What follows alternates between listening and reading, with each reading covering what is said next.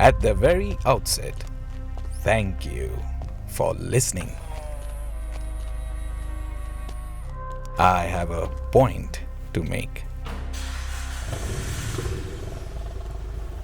They don't make good cars anymore.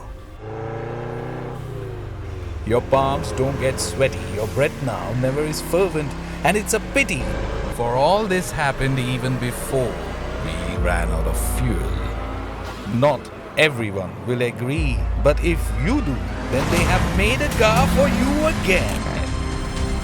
After everything is said, done and dusted, a car that my job compels me to recommend to you as your next car purchase. Possibly the best sedan in India today, ladies and gentlemen, the Octavia RS.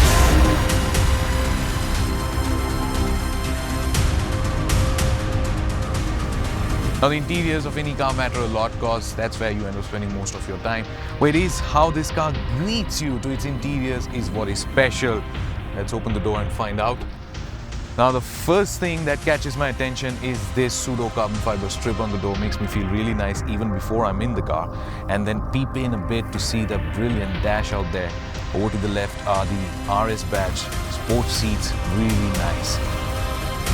The all-black interior has Alcantara leather at the front and at the back. With sporty contrast red stitching everywhere, it's the sort of an interior that in many ways will prepare you for the drive.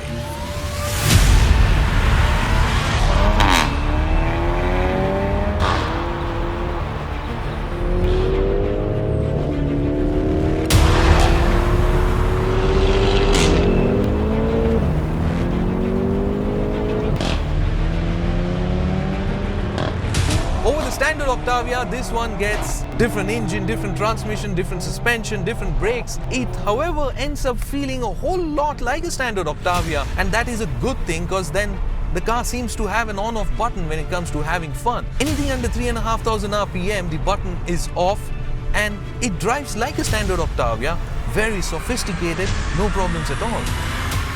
It is over 3,500 RPM that the car really lets you know what you paid that extra money for. The power comes in really nicely, smoothly, linearly, and it is not the power that ends up scaring you as much as the car's ability to catch on to great amounts of speed, and you hear your heartbeat and step on the brakes. It is on the brakes that you fall in love with the RS once again.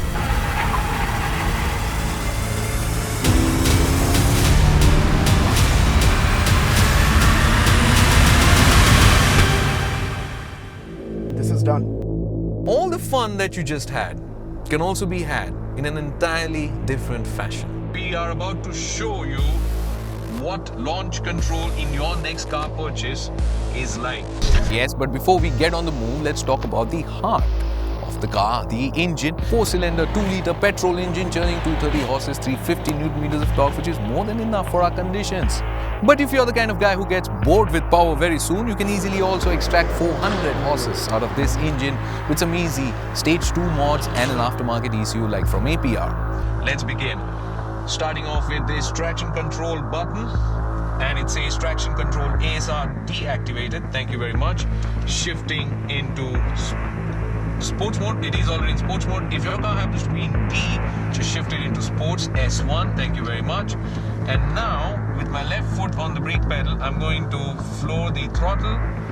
As soon as I do that, this screen here tells me launch control program is active. Very nice. Now I'm flooring the pedal entirely.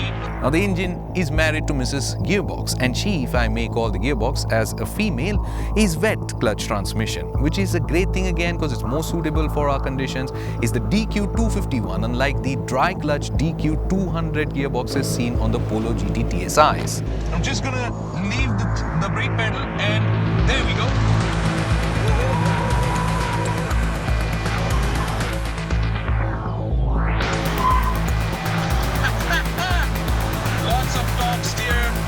Lots of power going down to the wheels. The Hankook tire is not able to grip all the way through, and power is being cut at times, but great fun.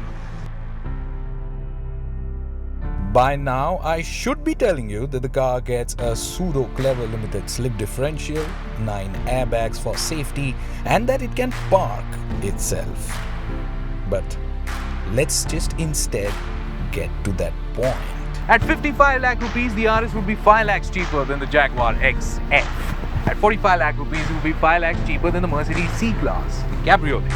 And at 40 lakh rupees, it would still be a couple of lakh rupees cheaper than the BMW 3 Series. But the RS here doesn't cost as much. It costs just 25 lakh rupees.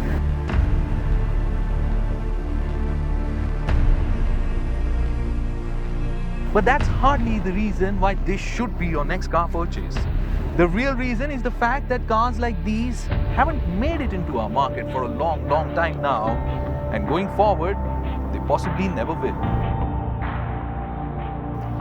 With the threat of electric cars looming so large on the horizon, ours is perhaps the last generation of enthusiasts who are blessed with an opportunity of picking their favorite IC engine that they have been deprived of all these many years and nurse such a car to its extinction.